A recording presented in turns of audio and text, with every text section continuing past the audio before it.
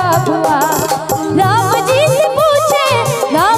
से पूछे जनकपुर की नारी, बता द बाबुआ, हो बता द बाबुआ, लोगवा देत काहे गारी, बता द बाबुआ, लोगवा देत काहे गारी, बता द बाबुआ।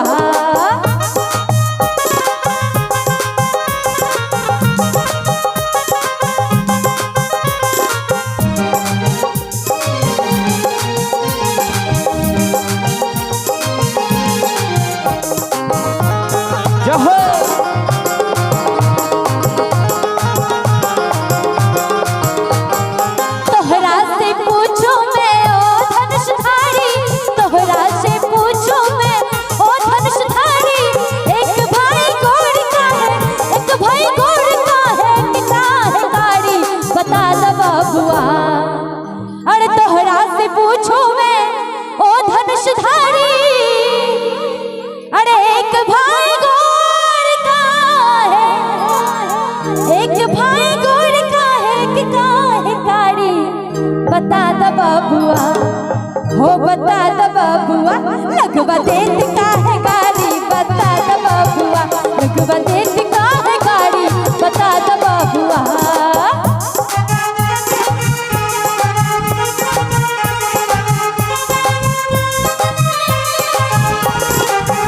ओहो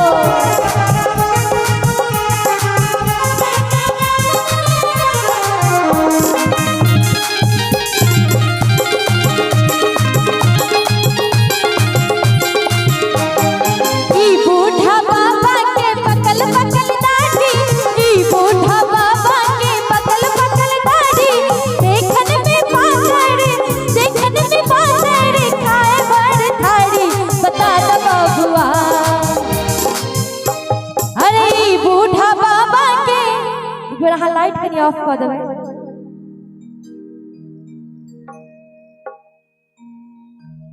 ई बूढ़ा बाबा के पतल पतल दाढ़ी, अरे देखन में पातर, अरे देखन में पातर, खाए भर थारी, बता द बाबुआ, हो बता द बाबुआ, लगवा देत काहे गाड़ी, बता द बाबुआ, लगवा देत काहे गाड़ी, बता द बाबुआ।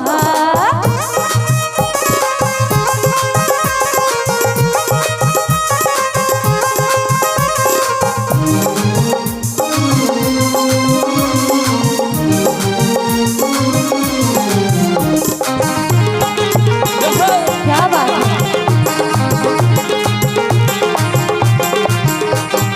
राजा दशरथ जी केलन होशियारी, राजा दशरथ जी केलन होशियारी, एक तामरद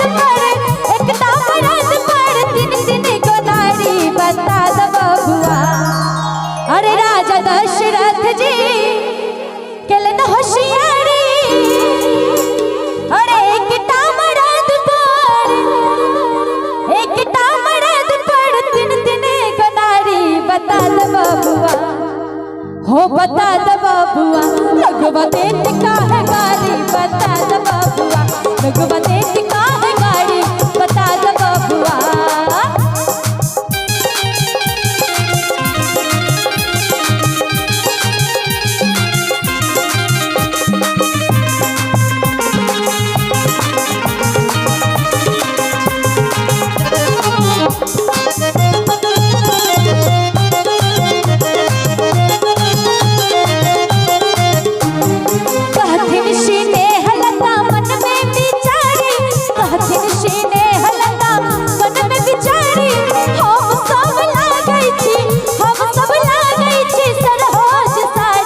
बता द बाबुआ, अरे कहथिन सीने हलता मन में बिचारी,